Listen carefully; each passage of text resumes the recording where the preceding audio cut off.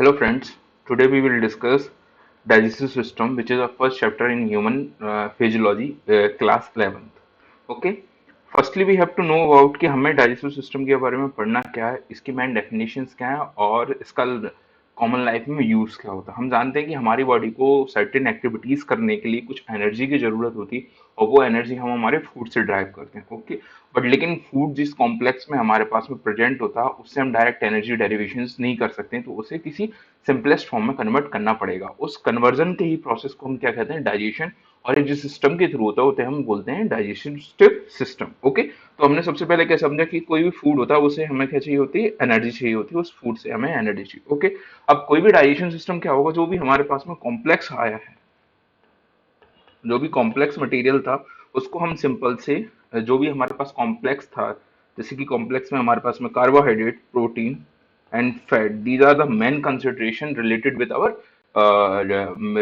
Our food. Okay, these three are the main consideration. Okay, and other trace elements होते हैं, उनके बारे में जितना इंपॉर्टेंट नहीं। डाइजेशन में मेनली अपन ये तीन क्राइटेरिया हैं जिन पे हम फोकस करेंगे, carbohydrate, protein and fat. Okay, इनको सिंपल फॉर्म में तोड़ने का काम जिस प्रोसेस के थ्रू होता है उसे हम बोलते हैं डाइजेशन, और ये जिस सिस्टम के थ्रू कैरिड होता है, this system is known as our digestive system. Okay, तो ये सिस्टम हमारा डाइजेस्टिव सिस्टम कहलाता है। ओके, अब सबसे पहले हम ये समझना है कि इस डाइजेस्टिव सिस्टम में क्या क्या यूनिट होती हैं जो इसको जो यूनिट इसमें रोल प्ले करती हैं। ओके, तो सबसे पहले हमारा जो ह्यूमन डाइजेस्टिव सिस्टम होता है, it's made up of two part. Okay, human digestive system जो रहेगा दो पार्ट से मिलकर बना हुआ था। एक तो होता है एलिमेंट्री कैनाल, दूसरा होता है ग्लैंड्स। ओके, यहाँ पे हम देख पा रहे हैं एक कंपोनेंट है alimentary canal and second component जो है हमारे पास में वो है हमारे पास में हमारा ग्लैंड्स। ओके, सबसे पहले हम बात करेंगे एलिमेंट्री कैनाल क्या होता है, इसके अंदर कौन कौन से कॉन्स्टिट्यूट्स आते हैं और इनका क्या क्या फंक्शन है।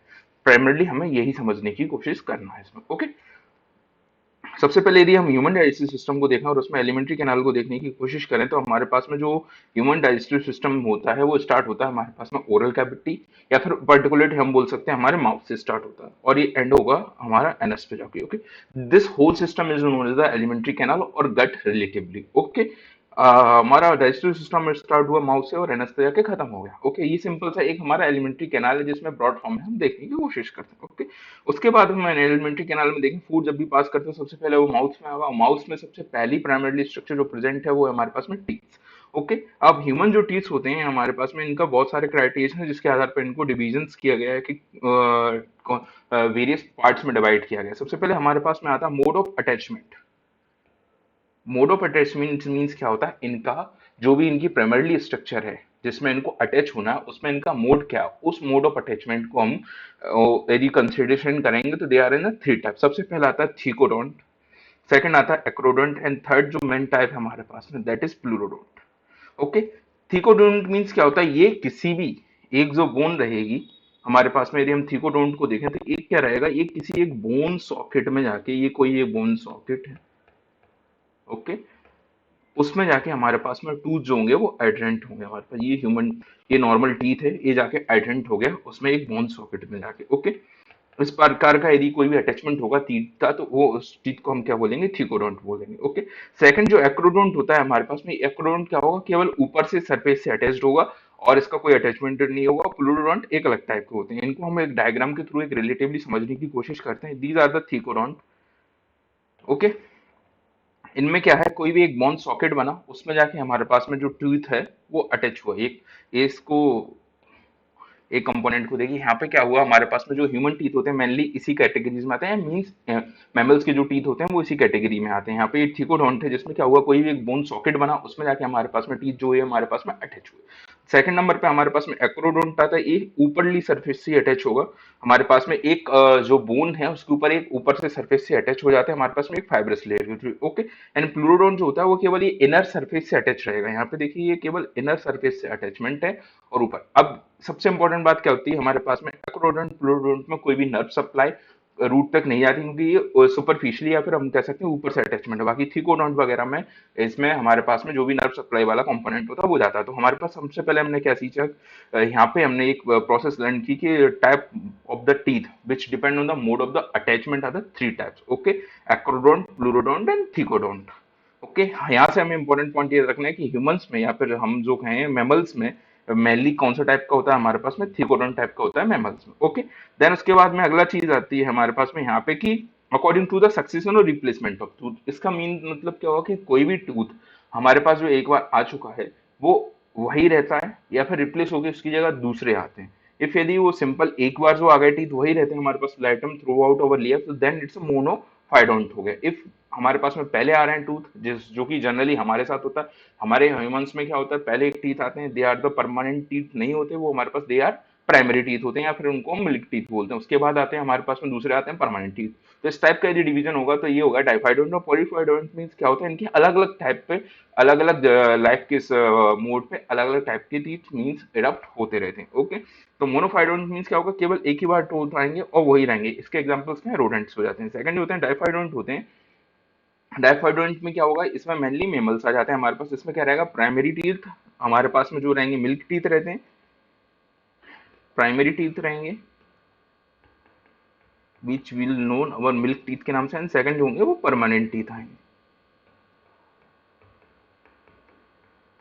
ओके, सेकंड जो आएंगे वो परमानेंट टीथ आएंगे। ओके, देन उसके बाद पॉलीफाइड। अब हम बात करते हैं ह्यूमन टीथ की। ह्यूमन टीथ में हमारे पास में हम जानते हैं कि हमारे पास में 32 टीथ होते हैं जो कि परमानेंट टीथ होते हैं हमारे पास में। हमने अभी यहाँ पे क्या पढ़ा कि ह्यूमन टीथ जो होते हैं वो इन दोनों कैटेगरीज के आ जाते हैं, एक थीकोडोन टाइप के होते हैं, ओके, एंड सेकेंडरी ये कैसे होते हैं हमारे पास में, डाइफाइडोंट होते हैं। ये दो टर्म्स तो हमें समझ में आ गए, इनका मतलब क्या, ओके। बायोस वेरी सिंपल, आप टर्म्स को तोड़ो आपको बायो समझ में आ जाती है। ओके, अब ह्यूमन टीथ्स में क्या होता है हमारे पास में, ह्यूमन टीथ्स जो होते हैं वो हमारे पास में चार टाइप के टीथ होते हैं, incisors, canine, premolar and molar. Okay, incisors, canines, premolar and molar हो। इसको हम डायग्राम से समझने की कोशिश करते हैं। सबसे पहले जो टीथ हुए हमारे पास में वो दिख रहा है इंसाइसर्स। ओके,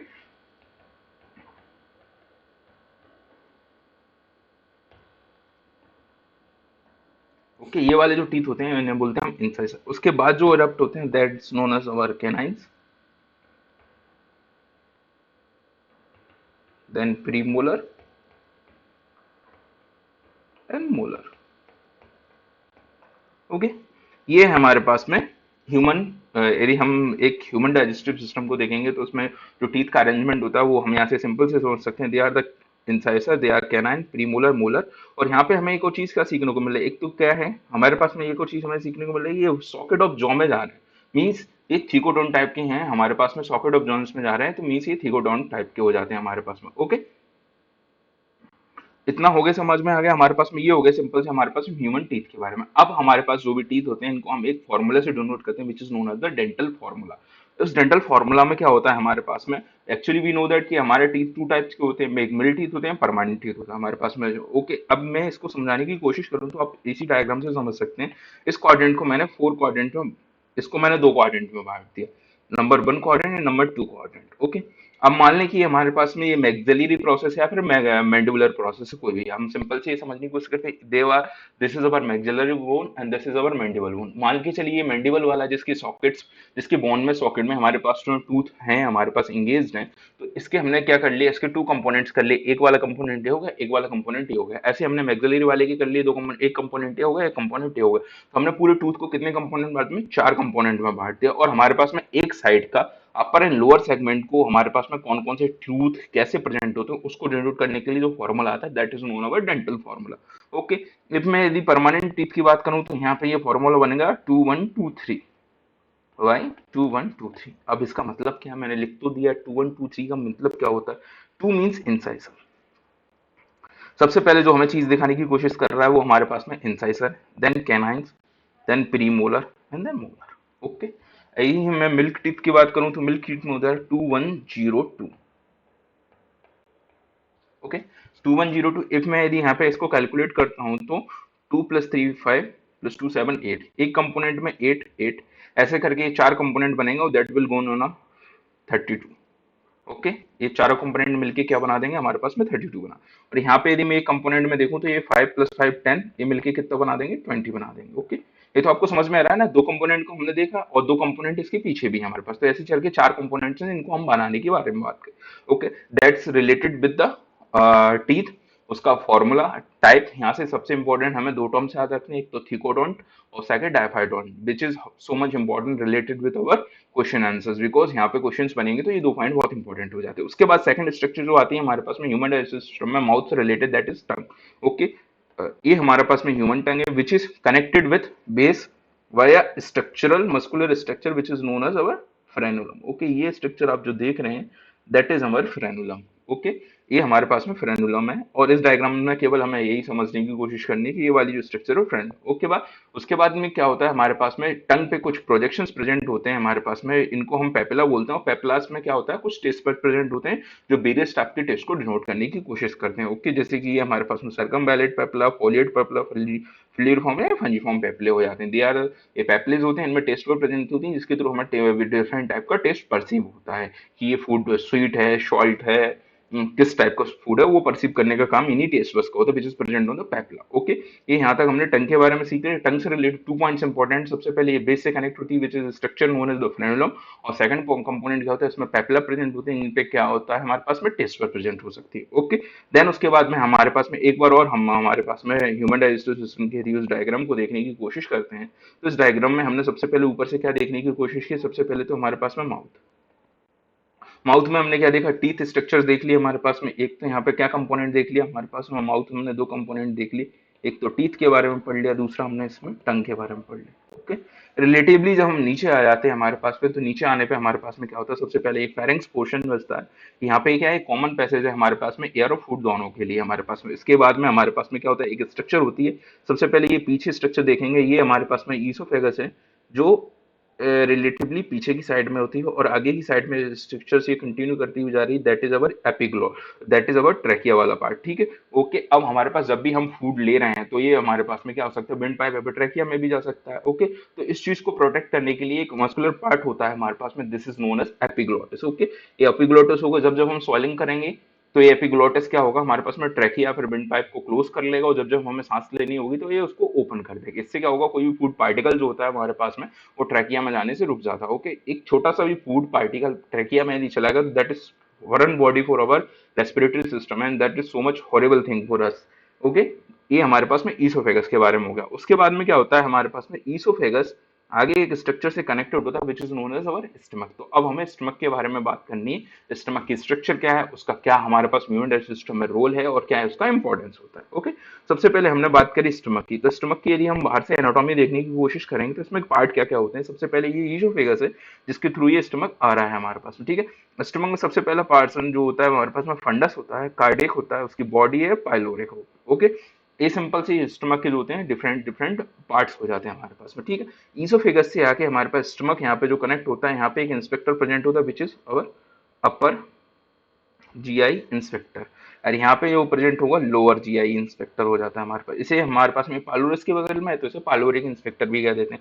ऊपर वाला हमारे पास अपर जीआई इंस्पेक्टर होगा। इसका काम क्या होता है, कुछ भी फूड को नीचे ले जाना और फूड रिगर्जिटेट ना करे, ऊपर जा ना जाए, क्योंकि यहाँ पे मीडियम कैसा है हमारे पास में, we are very well known that कि स्टमक में मीडियम कौन सा होता है, एसिडिक मीडियम होता है। ठीक है, स्टमक में एचसीएल सीक्रेट होता है, उसके थ्रू मीडियम कैसा आएगा हमारे पास में, एसिडिक मीडियम आएगा, और ये एसिडिक मीडियम क्या होता है, ईसोफेगस को इरोड कर सकता है, उसको हार्म कर सकता है। तो उसको प्रिवेंट करने के लिए यहाँ पे अपर जीआई इंस्पेक्टर होता है, वो रिलेटली ये देखने की कोशिश करता है कि कोई भी फूड जो हो मटेरियल वो ऊपर की तरफ रिगर्जिटेट ना करे, वो ऐसे ओपन होगा तो सारा फूड जो पार्टिकल होगा वो नीचे की तरफ आएगा। ओके, ये हमारे पास में रिलेटिवली हमने किसके बारे में देख लिया, स्टमक के बारे में सोच, ये हमारे पास में स्टमक के बारे में कंपोनेंट हो गया। स्टमक के बारे में थोड़ा सा और रिलेटेड पोर्शंस है, वो हम आगे पढ़ेंगे जब हम म्यूकोजा के बारे में डिस्कशन करेंगे कि एलिमेंट्री कैनाल में जो म्यूकोजा प्रेजेंट होता है उसका क्या क्या अल्ट्रेशन कहाँ कहाँ पे हो जाता है, उसके थ्रू हम थोड़ा सा और जानने की कोशिश करेंगे। ओके, ह्यूमन डाइजेस्टिव सिस्टम में आफ्टर द स्टमक हमारा स्टमक कनेक्ट होता है किससे, स्मॉल इंटेस्टाइन से। ओके, ऐसे यहाँ पे ही हम देखने को कोशिश कर रहे हैं, दैट इज अवर स्मॉल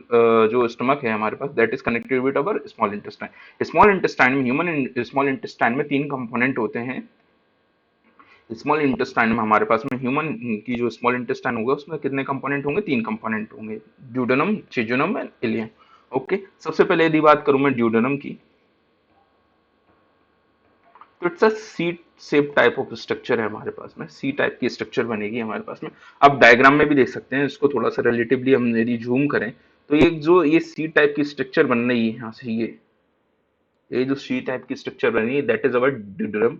हमारे पास में जो स्टमक से कनेक्ट करती है, और सबसे पहला ही पोर्शन होता है स्मॉल इंटेस्टाइन का। सेकंड पार्ट जो होता है वो जेजुनम होता है, जो कि हाईली, जो हमारे पास में हाईली कॉइल्ड होता है। एंड थर्ड जो हो जाता है वो हमारे पास में कौन सा हो जाता है, इलियल पोर्शन हो जाता है या फिर इलियम हो जाता है। Okay, that is the portion of small intestine which is related with our human digestive system. और स्मॉल इंटेस्टाइन के ये तीन पार्ट्स हो गए हमारे पास। उसके बाद आता है हमारे पास में अगला लार्ज इंटेस्टाइन। हम यहाँ से देखने की कोशिश कर रहे हैं कि इलियम के बाद खत्म होने के बाद जो पार्ट अगला, ये जो कॉइलिंग वाला पार्ट दिख रहा है हमारे पास में, ये सारा जो पोर्शन है दैट इज अवर हमारा लार्ज इंटेस्टाइन। ओके, तो लार्ज इंटेस्टाइन में क्या हो जाता है हमारे पास में, जैसे ये हमने देखा ये इलियम वाला पोर्शन था, इलियल वाले के पोर्शन के बाद में क्या आया था हमारे पास में, अब लार्ज इंटेस्टाइन आएगा। लार्ज इंटेस्टाइन में सबसे पहले सीकम पोर्शन होता है, यहाँ पे क्या होता है बहुत सारी बैक्टीरियल ग्रोथ होती रहती है और बैक्टीरियल प्रोसेस चलती रहती है। उसके बाद में एक छोटा सा एक पार्सल नीचे पोर्शन है हमारे पास में which is known as the appendix which is a vestigial organ in human body. Okay, इतना पोर्शन होने के बाद में क्या हो जाता है हमारे पास ह्यूमन, वो लार्ज इंटेस्टाइन में सबसे पहले यदि हम देखेंगे यहाँ पे, तो ये वाला पोर्शन इलियल वाले पोर्शन के बाद जो कनेक्ट है हमारे पास में सीकम पोर्शन हो गया, यहाँ पे इलियोसिकल वॉल्व रहेगा। उसके बाद में आ जाता है हमारे पास में कोलन। कोलन जिस हिसाब से जा रहा है उस हिसाब से इसको नाम डिनोट करते चला। सबसे पहले that is our ascending colon, क्योंकि ये अपर साइड जा रहा है, यहाँ पे ये लोअर साइड आएगा तो that is our descending colon. और ये बीच में ट्रांसफर चल रही है, ट्रांसवर्स कोलन हो जाता है। उसके बाद में सिग्मोइड कोलन हो जाता है हमारे पास, रेक्टम है, एनएस हो जाता है। ये हमारा सारा कितना हो गया ह्यूमन डाइजेस्टिव सिस्टम में लार्ज इंटेस्टाइन के कंपोनेंट हो गए जो कि इससे रिलेटेड हो जाते हैं। ओके, उसके बाद आ जाता है हमारे पास में वॉल ऑफ एलिमेंट्री कैनाल। कोई भी एलिमेंट्री कैनाल जब भी हमारे पास में थ्रू आउट पूरा जो सिस्टम चल रहा था उसकी कितनी लेयर्स होती है हमारे पास में, 4 लेयर होती हैं, और ये अकॉर्डिंग टू स्ट्रक्चर मॉडिफाइड होती चली जाती है। सबसे पहले जो आउटर लेयर होती है दैट इज अवर हमारे पास में सरोसा, और ये मेसोथेलियम से फॉर्म होती है, we are very well known about that. उसके बाद में जो अगला पोर्शन आता है दैट इज अवर हमारे पास में मस्कुलरिस लेयर। मस्कुलरिस में क्या होता है हमारे पास में, टू टाइप की मसल होंगी हमारे पास, इनर सर्कुलर, आउटर लॉन्गिट्यूडिनल। अब इसको कैसे याद रख सकते हैं कि कौन सी कहाँ पे, सिंपल आप एबीसीडी से रिलेट कर लीजिए, आप आराम से याद कर सकते हैं। इफ मैं बात करूं कि हमारे पास में सर्कुलर कौन सी है हमारे पास में, ठीक है, तो सी के बाद में एबीसीडी में क्या आएगा हमारे पास में, कंपैरेटिवली आई आ जाएगा एल के कंपैरिजन में। ओके, देन ओ के साथ में एल आ जाएगा, तो हमारे पास में जो सर्कुलर है इनर है, आउटर जो हो जाएगी वो लॉन्गिट्यूडिनल हो जाएगी हमारे पास में। इसके लिए कोई निमोनिक्स याद करने की जरूरत ही नहीं है, सिंपल आप अपने अल्फाबेट्स के थ्रू भी इन चीजों को अरेंज कर सकते हैं। निमोनिक सिंपल से अच्छे निमोनिक वही होते हैं जिनके लिए एक निमोनिक और ना याद करना पड़े। लास्ट में जाके क्या होता है हम इतने निमोनिक्स ढूंढ लेते हैं कि लास्ट में जाकर उनको याद करने के लिए भी अलग से निमोनिक्स चाहिए होते हैं हमको, ठीक है। उसके बाद आता है अगला पोर्शन हमारे पास में सबम्यूकोजा। सबम्यूकोजा होती है वो लूज कनेक्टिव टिश्यू के बनी हुई होती है। उसमें क्या होगा हमारे पास में, नर्व्स होंगे, ब्लड वेसल्स होगा और लिम्फ नोड होगा। ओके, ये सारा कंपोनेंट प्रेजेंट होता है इसमें।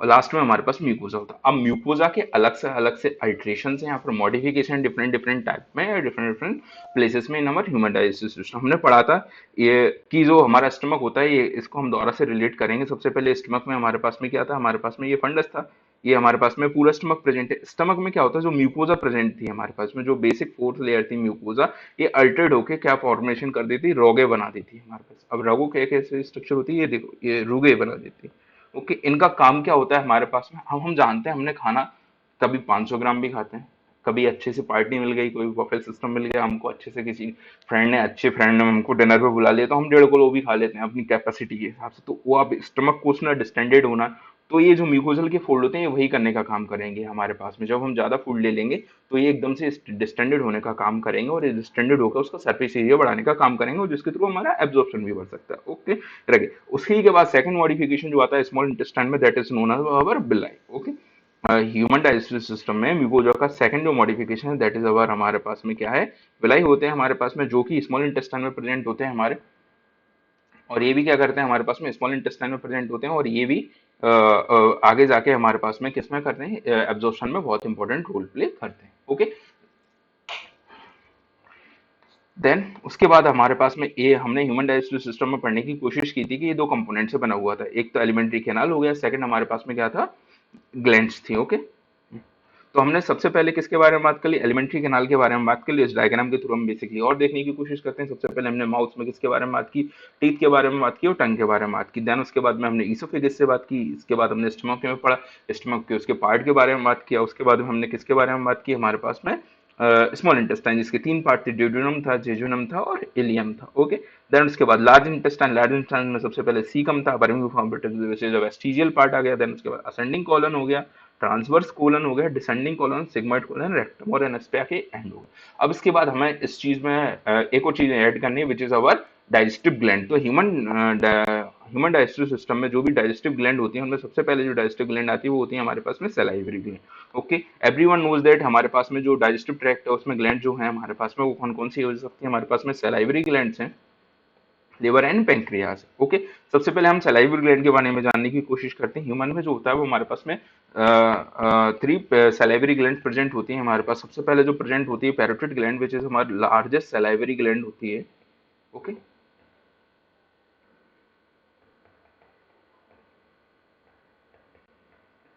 Okay, second is our sublingual gland and third is our submandibular gland. Okay, these are our salivary gland। ये सलाइवा का सीक्रेशंस करते हैं।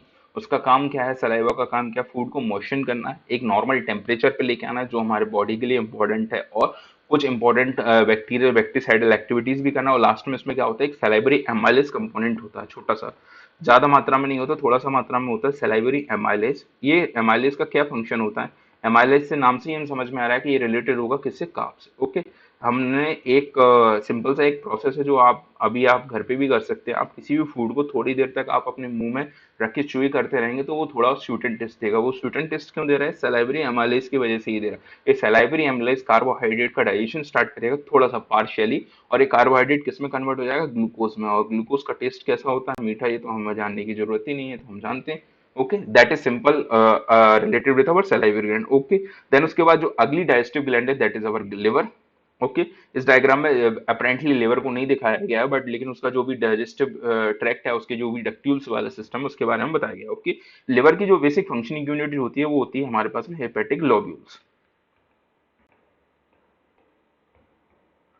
ओके, उसके बाद में क्या होगा, हमारे पास में लिवर से दो डक्ट आते हैं हमारे पास, right and left hepatic duct. ये जो नहीं, ये दोनों, ये हेपेटिक डक्ट क्या करते हैं, हमारे पास में सीक्रेशन को लेके आते हैं। और गॉल ब्लैडर से भी एक डक्ट निकल रही है जिसको हम बोलते हैं सिस्टिक डक्ट। ओके, ये सिस्टिक डक्ट और हमारे पास में बाद में जाके ये right and left hepatic duct किसका फॉर्मेशन कर लेते हैं, कॉमन हेपेटिक डक्ट का फॉर्मेशन कर लेते हैं। और ये सिस्टिक डक्ट और कॉमन हेपेटिक डक्ट मिलकर बना देती है हमारे पास में कॉमन बाइल डक्ट। ओके, ये हमारे पास में दो right and left hepatic duct आई, कॉमन हेपेटिक डक्ट आई, इधर से सिस्टिक डक्ट आई, और इन्हें मिलके ये जो पोर्शन बना लिया हमारे पास में right and left hepatic duct है।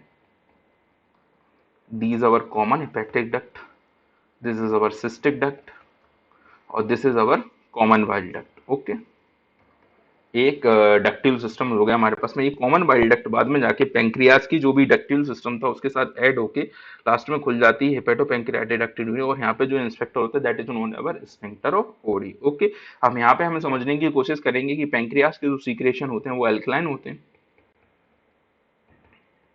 स्टमक के जो सीक्रेशन थे वो हमारे पास में एसिडिक थे। स्टमक में जो भी फूड मटेरियल था हमारे पास में वो एसिडिक मीडियम की वजह से काइम में कन्वर्ट हो गया, और जो एल्कलाइन मीडियम में आ जाएगा फूड तो ये काइल में कन्वर्ट हो जाएगा हमारे पास में। ये दो टर्म है जो हमारे पास में रिलेटिवली होते हैं। ओके, तो इस छोटे से लेक्चर में हमने क्या समझने की कोशिश की कि ह्यूमन डाइजेस्टिव सिस्टम किस किस चीज से मिलकर बना हुआ होता है, और डाइजेस्टिव ग्लैंड्स कौन कौन सी होती हैं जो ह्यूमन डाइजेस्टिव सिस्टम में रोल प्ले करेंगे डाइजेशन के लिए। ओके, तो हम एक बार और सिंपल से यदि इसको ब्रीफ में समझने की कोशिश करते हैं कि ह्यूमन डाइजेस्टिव सिस्टम में सबसे पहले तो एक एलिमेंट्री कैनाल जैसा पोर्शन था, एक डाइजेस्टिव ग्लैंड जैसा पोर्शन था। ओके, डाइजेस्टिव ग्लैंड में हमारे पास में सलाइवरी ग्लैंड थी जो सलाइवा का सीक्रेशंस कर रही थी। सेकंड हमारे पास में हेपेटिक वाला कंपोनेंट है हमारे पास में, एंड थर्ड हमारे पास में क्या है, पेंक्रियाज। ओके, एलिमेंट्री कैनाल हमारे पास में माउथ से स्टार्ट होता है, एनस तक जाता है। माउथ में दो कंपोनेंट इंपॉर्टेंट है हमारे पास में, और सबसे पहले इंपॉर्टेंट यदि बात करें तो हमारे पास में सबसे इंपॉर्टेंट चीज क्या थी, एक तो टीथ था, दूसरा टंग था। टीथ वेरियसली हमारे पास में किस किस टाइप के थे, ट्रिगोनोन टाइप का, डाइफाइडोन टाइप का। ओके, यहाँ पे कुछ इंपॉर्टेंट टर्म्स और हैं टीथ से रिलेटेड, वो यदि आप लोग कहेंगे तो मैं आगे आपको किसी एक दूसरे लेक्चर में समझाने की कोशिश करूंगा, बिकॉज टीथ बहुत इंपॉर्टेंट रोल प्ले करते हैं हमारे पास में as as related with identification also. Okay, thank you.